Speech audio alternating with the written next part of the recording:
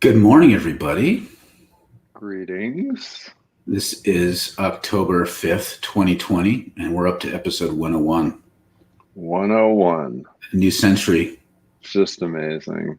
Hey, Kathleen. Yeah, it's triple digits from here on out, baby. Yeah. Now the next thing is getting to 1,000. I was just thinking, I don't think we'll get to 1,000. I mean, it's only been a few months, right? Few Yeah, months. So a few months yeah. times 30 months. That's just 3 years of this. 3 years of this. I don't think we can take it. Well, I don't we think can. anybody else can take it. I mean, I would imagine around episode 412, we'd shift from the pandemic to uh, post-apocalypse, and this would be like broadcast Yeah, using a ham radio to the people yeah. From the desert, from the desert somewhere. from some sort of hidden bunker. Yeah, where we're, eating wood chips and Mm. drinking water squeezed out of a cactus. If you shave the wood chips fine enough, you can fool yourself into thinking it's oatmeal. Yeah. Oh, there we go. Tip. Here, Mark's got the answer. At 1,000, we will send Mark a lifetime supply of pumpkin spice beverages. Praise the Lord. Yeah. Now you've got something to shoot for. Yeah, I still am working on getting 20 yards of pumpkin spice dropped in your driveway. Jesus, bring So, it. This is yeah. So, recognizing I have this new shed that like a bunch of us kind of put together in the yeah. backyard of my house. I'm tentatively calling it the Dre, which is a name for a squirrel's nest. I don't want to explain all that, why I might call it that. But I'm still thinking of names for it because it's a nice little spot. In case you're wondering why the background looks different and fancier. I still like Shetty, but you like changing names, so Shetty was its nickname. It's like the way you call like a pre-born baby puppy or some kind of thing, and then you're like, well, I guess I need to come up with a real name. yeah. Anyways, I don't want to talk about my awesome office. We could We could do a whole episode on your awesome office. on decorating tips. Decorating tips My for next tiny career. houses. Mm-hmm. There we go. Yeah. Ooh, the art plus light in your new office plus your hat looks a little like a dark colored pontiff hat. I could see that. I haven't got my lighting set up yet, so my face isn't as glowy as it should be. Yeah. Anyways, we should probably introduce ourselves before we get off track even further. I was going to say we're pretty far off already, but yeah, I'm Daniel Walpert. I direct MICA, the Minnesota Institute of Contemplation and Healing. I'm Mark Van Steenwyk. I direct the Center for Prophetic Imagination. Well, and and hi everybody. This has been a really enthusiastic greeting. I really appreciate that for a Monday morning. And so today, it's just I was thinking about this. It's just too bad that nothing new ever happens anymore, because it makes it really hard to figure out stuff to talk about. I know. It's like we're in the middle of the Roosevelt administration. I don't even know when they're. Yeah. What's the most boring presidency in the modern? Calvin Coolidge. What about Grover Cleveland? No, he slept around and had children out of wedlock and stuff, right? Yeah. No, Calvin Coolidge just never spoke. There we go. This is the most boring presidency since Calvin Coolidge. So today we're talking about our fearless leaders getting COVID and giving it to everybody in the White House and the surrounding area, which, as I wrote about the other day, was bound to happen given the way everybody's behaving. This is the thing that people still don't seem to understand about this illness. Everybody's like, well, it's fine. I don't know anybody in my small town that has it. I can't tell you how many times I've heard that line. Mm-hmm. And it's like, yeah, it's fine until it is not fine. And then it's really not fine. Right. So, everybody in Northwest Minnesota and North Dakota was just being a big COVID baby and just like, this is okay, no problem. North Dakota is about to run out of hospital beds right now. Wisconsin is running out of hospital beds because, everything was fine until it is not fine. So that's what happened to the White House. And now everything is not fine in the White House. And people are freaking out and suddenly wearing masks and dropping like flies, and including Mr. Dump himself. And there probably would have been, if this were back during the Obama administration in the before times, there would be conspiracy theories about it, but not like this. I mean, we've been fed such steady steaming pile of disinformation, which is, so everybody's got their conspiracy theory. Yeah. So apparently QAnon, everyone's favorite conspiracy theory, they're speculating that this is all staged by Trump because he's sending secret messages to, like, this is like some sort of like he needs to go into hiding from the deep state and he's sending coded messages, like that kind of thing. I'm like, okay, astonishing. Cool. Actually, Siri's got one of those messages from the robot birds. Really? The other day. Yeah, she did. She posted it on Facebook, but still, it was a secret message. Yeah, maybe she'll reveal it if she wants to on the show.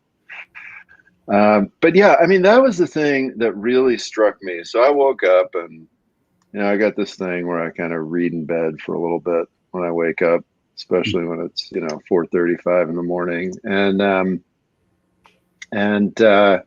I see Trump's got COVID. I'm like, oh, that's pretty interesting. And then I immediately, as soon as I get on the computer, the first thing I then see is all of these people that don't believe it. I mean, like thousands and thousands of people. I did something that I rarely do because I was so stunned by this, which was to check Twitter. And yeah, it was just like, one thing after another. This is fake. He doesn't really have it. This is all to get attention. I mean, it really is remarkable how we have now, as you said, been fed so much misinformation that nobody believes anything anymore, which is highly problematic. Yeah. I mean, I've seen like progressives or leftists or liberals, people center left, saying it's a hoax to get sympathy, to take the sting off of his. I don't even what was happening before this. Oh yeah, no, it's the debate, the debate performance, the Proud Boys thing. Melania's tape where she's saying "fuck Christmas." That all came out at the end of last week. And so now, right, this is to garner sympathy and get everybody to forget about all that stuff. Mm-hmm. And, again, given all the crap that we've been sold about everything, it's like not, it's not unreasonable, which, again, building off of one of the things we were talking about last week, in terms of that we're now in this reality TV show. I mean, that makes sense, right? That's always what's happening on reality TV shows. You're always wondering, like, what's really going on? Is this really happening? Does this person really like that person? You just don't know. Find out next time. And yeah, so it was very fascinating. And it's interesting. Like I feel like one of the mistakes a lot of people make when things happen of political import is to assume that it has to be premeditated or planned. That the only way you can have systems or design is by planning, which in reality, it's like all you have to do is be a good opportunist, which to me, Trump is not a good planner. If he's good at anything business-wise, he's an opportunist. Really, like, immoral, bad opportunist. And so with this COVID thing, it's not, you don't need a conspiracy theory because he's good at spin. Right. Spin this whatever he wants. Yeah. If he dies, he's probably like Pence can do something with it. If he suffers horribly and soldiers on, he can blame it on liberals or China. If it's light and he goes past, he said, "See, liberals are making a mountain out of it." He can do it. He can spin it all the ways he wants, and Right. so this is why I get confused. Why people have like desired outcomes for this, like hope he dies, hope he doesn't die, but he's like made crippled by this somehow, like all these things, like besides the vengeance piece, which is understandable, like I don't see any good reason to like hope for a particular outcome with his aim. Because it can be and to do a little preview for tomorrow, we're going to do a whole episode on the issue of prayer in relation to this, because there has been so much bad theology that it's going to take a whole episode. But anyway, let's get back. We got some good comments. So any new White House staffers infected today? The latest I heard is Kellyanne Conway's daughter has it. So it's already going from really? staffers to their families. Oh my God, that poor girl. Yeah. And she doesn't, isn't she trying to emancipate herself from her mother? Yeah, So yeah. Oh my God. Okay. Earlier series wrote, people who are not in Trump cult would trade for boring. I would love a boring presidency right now. Not only both domestic and foreign. Like I want everyone to think it's boring. That'd be great. Kathleen writes, I feel awful about this, but when I saw the picture of him waving from the COVID motorcade, I noticed how short his fingers are. That's the one physical trait he feels self-conscious about. Don't feel awful about that, Kathleen. No, like you'd think it'd be his hair that he's self-conscious about, but it is not. No. The tax. Oh, that's right. The taxes. Right, taxes. Not weak for the president, but he's able to. Again, he's an opportunistic spinner. Gus is giving us a Calvin Coolidge story. There's a story, perhaps apocryphal, about Calvin Coolidge once being told by a man that his friend bet him he couldn't get Coolidge to say 3 words to him. Apparently, his response was, "You lose." Yeah. You know what's interesting about that joke? That joke is literally decades old. My mom told me that joke when I was a little kid, and she had heard it decades before that. When she was a little kid. Yeah. And her mother, when she was a kid. It goes back. No, because that was before Calvin Coolidge. Goes back to the 1700s, really. At which point it was a Nostradamus prophecy. Yeah, it's right there with the rise of Hitler. It's right there with Nostradamus' greatest hits. Series writes, we are in a collective abusive relationship. We are not sure how to discern truth, which says, yeah, we have a narcissistic, abusive president who's like, everything that happens, whether he caused it or not, is our fault. Yeah, I think, Sirius, this I've seen you comment about this. I've seen a lot of other people comment about this. I actually think this is one of the most sort of prescient observations about what's going on, right? Is that, America is now in this abusive relationship with this person and his minions and whole apparatus.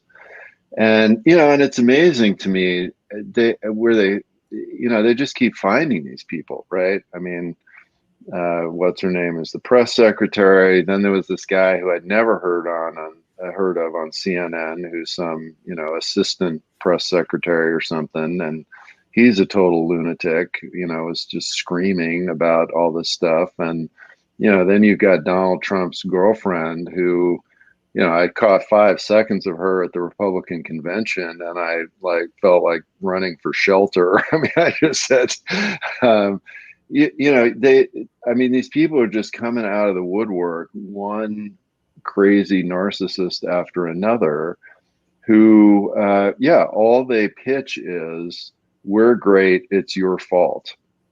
Yeah. And that's the message over and over and over again. And yeah, and then after a while, you start to, if not directly believe that, at least buy into the dynamic. And I think it's really important to recognize that, because it's very painful and horrible, and certainly totally unhealthy and unhelpful for our society.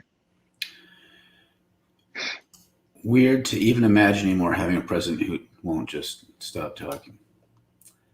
Yeah. Bobby writes this. I'm going to try my best to speak poetically here. And the life of the ebony clock went out with that of the last of the gay, and the flames of the tripods expired, and darkness and decay and the Red Death held illimitable dominion over all. Did you read the LA Times op-ed, When Life Imitates Art, referring to the Mask of the Red Death by Edgar Allan Poe? I did not read that, but I'm always happy to have some Poe injected in my life. Yeah. Yeah. American authors. Yeah. One question I have, I'm wondering what you think about this, Dan. I've noticed Trump always seems a little bit more willing than this Republican Senate to push for stimulus money. Now, of course, it skews towards the rich, but there is this part of Trump that wants to be seen as the great benefactor. That's why he wants his signature on every little thing instead of the IRS head signature on stuff. And so there's this weird way in which his narcissism, I don't want to overstate this at all, but sometimes works more for our benefit than it otherwise would. And so if there's any kind of possibility here, it's going to be in that. Maybe he thinks I had COVID, and so I'm going to look like the great survivor who becomes the great benefactor, out of his own desire for narcissistic self-elevation. Maybe something good could come out of this. Maybe. I mean, not entirely, just one small sliver of good. Yeah. Oh, I mean, narcissists often either are or want to appear to be nice to other people. I mean, being a narcissist doesn't mean you're not nice to other people, or you don't want to help others. Being nice to other people. What? There's benefits to being nice to other people.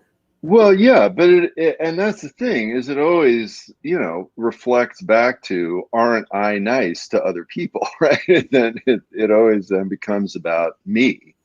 And of course, with Trump, it's also, almost always a sham, right? You think about Trump steaks, Trump wine, Trump college, Trump, this charity that was supposed to be giving away all this money that was just spending it on his, suits and Melania's haircuts. And so it's often a total sham. But, there are a lot of people who are in the Trump cult that feel like and have specific examples of how Trump has been very, very nice to them.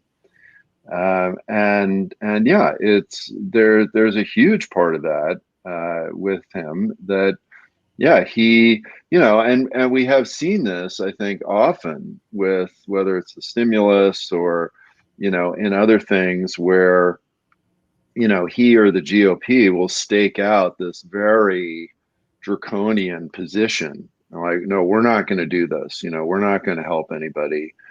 And, and then they'll start arguing about that. And after a little while, Trump will suddenly show up and go, oh, no, I'll do a little bit of that. Right. Because then that makes him seem nice, relative to this other thing.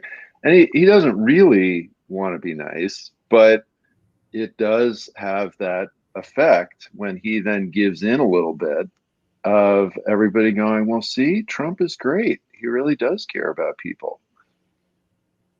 So yeah, I mean, that's a big part of his MO for sure. I've noticed that multiple times over the last number of years.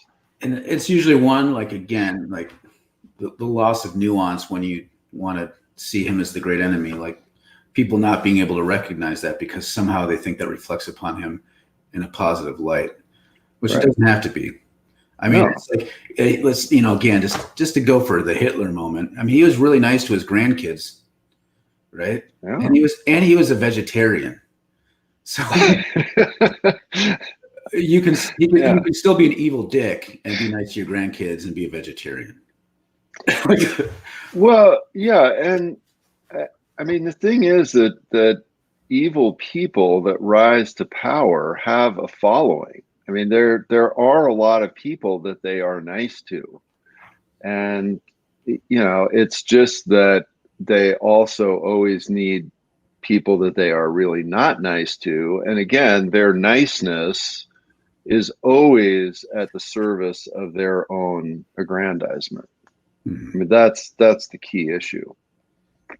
Um, Some more comments. Bobby yeah, is sharing the link to the quote from earlier. Let's yeah, look that that up for a sounds moment. that's really good.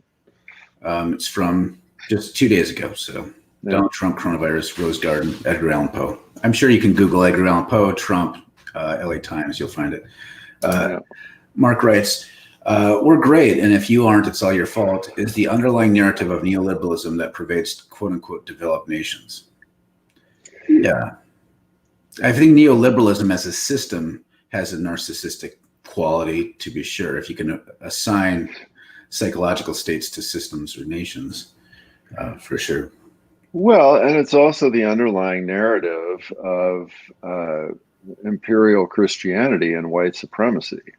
Which is where neoliberal Uh, learned it from. Remember that 80s yeah. commercial about the dad who finds the stash of pot under his kid's bed? Kid walks. Not really. It's one of my favorite. He walks into the room, and the father's like, "Where did you learn about this? Where did you get this?"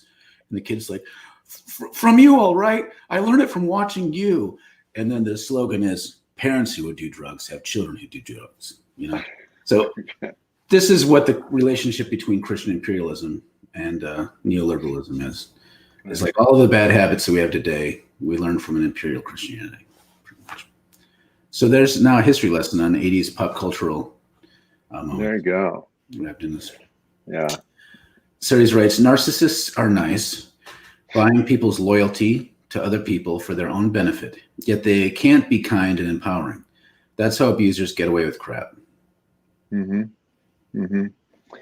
Right. And in a heterosexual relationship, I mean, the guy who ends up being this horrible abuser, I mean, starts out being really nice. His first move is not to be terrible. He's they're very nice and very, seductive and very complimentary and seemingly caring. And I recently saw this great little meme about narcissists, and it was this funny little, kind of a cross between like Yoda and a little chipmunk or something looking figure, and it said "narcissists in public," and the thing looks like really cute and cuddly and happy, and you're just like, oh, this thing is so lovely. And then the next panel was narcissists at home, and this thing is like gone, it turned into this like scary little monster that's gonna eat you. And I thought that was really great, because that's a lot what happens. And yeah, so they seem really terrific, and uh, but then they're not. And they're not. Gus writes, have you seen the thing about Donald J. Trump State Park in New York? He had a failed golf course that he overvalued and donated to the state. It's just acres of unusable overgrowth. There's something very metaphoric about Yeah, this. that's perfect. I have not heard about that, but that's great. And yeah, I mean, people who have done business with him over and over and over again have that exact same experience. It all starts off great. You're going to get rich. You're going to have this awesome place. It's going to be wonderful. The Trump name is going to make you billions. And then after a little while, it just goes to shit. And, people are left in debt. nobody makes anything. Yeah, you're left with some overused, unusable land. That's basically, you're left with 200,000 dead people and a wrecked country. It's all part of the package. Karen writes, love bombing is part of the narcissistic method. Yeah.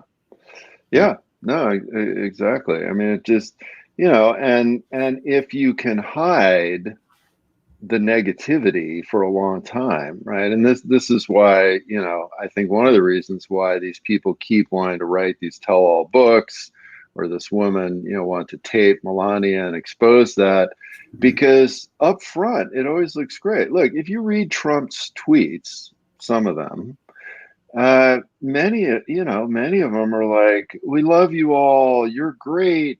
These people are brilliant. Everything's wonderful." They're very positive outwardly on the face of them, and then behind the scenes, it's that little creature, until you cross them, right? Or until they don't get what they want. And then that's when they, turn on a dime into this sort of psychotic monster. Jeremy writes, oh, it's his incredibly huge generosity that led to his $750 tax. Right, exactly.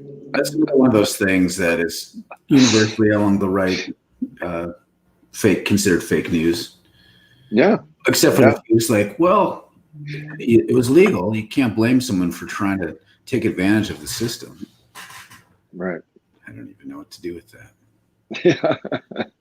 Yeah. Series writes, evil people use fawning as a weapon. Unfortunately, white American culture uses fawning, niceness, and catharsis in their social relations in general, which makes loving and joyful relationships hard to have. Yeah, there's a lot baked into that statement. Yes, that's really good. About, and this is where it's helpful for me to think about Trump not only as a cause of things, but also a symptom of things. In some ways, he's a mirror of a lot of our worst cultural habits. And this is how the ways that we express love in our society are generally conditioned to. It's exactly how you describe here. It's this sort of, we equate niceness with kindness. I like talking about that all the time, which is not the same thing. Kindness and niceness are not the same things. Politeness and goodness are not the same things. And then whenever we fuck up with someone, we would have, like, every romantic movie, things fall apart. And if you were a rational person in that moment, you might think maybe these people shouldn't be together. But no, they have this cathartic moment where they come together and their relationship is stronger than ever. And so this sort of falling in love, abundant stage, breakup, dissolution, and then this cathartic coming together where they realize that each other's soulmates is such a horrible setup for how relationships should not usually function. Right.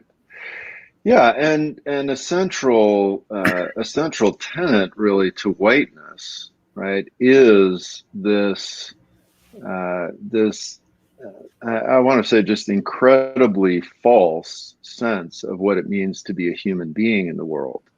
And so you see all the time in social relationships that, as soon as there's any kind of a problem or any kind of an issue or anything that has to be dealt with, relationships just immediately disintegrate, right? And people are, throw each other away all the time. Because they cannot tolerate any sort of real self-reflection. And that is something that really is a product of this kind of narcissistic fragility that runs throughout our entire culture. And people talk a lot about, well, people can't hold each other accountable, right? You hear this all the time. It's an in phrase these last decade or so. Well, of course not. I mean, if you can't really going on, if you can't really talk about your real feelings, your impact on another person, their impact on you, if it's all just this, fragile surface thing, Well, yeah, how could you possibly hold anybody accountable for anything? I mean, it can't work. um, And now the spin is that Biden can't be empathetic about COVID because he didn't get it. I haven't heard that, but it makes sense. And now that you said that, it's like, you're right. Trump is going to be like, I feel your pain. I am one of you. I alone understand what's at stake. right.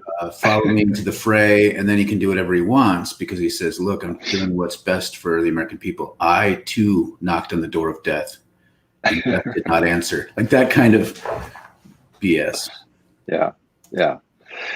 And so, I mean, I come back to what you said earlier, Mark, about the sort of problem of hoping for any particular outcome without examining the entire nature of the system that we're in.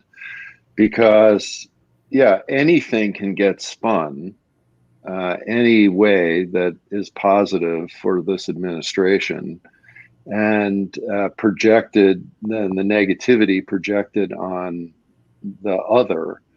And so without understanding the entire dynamic of what is going on here, it's simply a house of mirrors that you can't get out of. And I think that's one of the things that's been very frustrating to me over these last few years, is so few people seem to really understand that. And I think part of it, from the media point of view, is that you just make money endlessly spinning and endlessly being in the house of mirrors. You're not really trying to fix anything. And that's very unfortunate for all of us.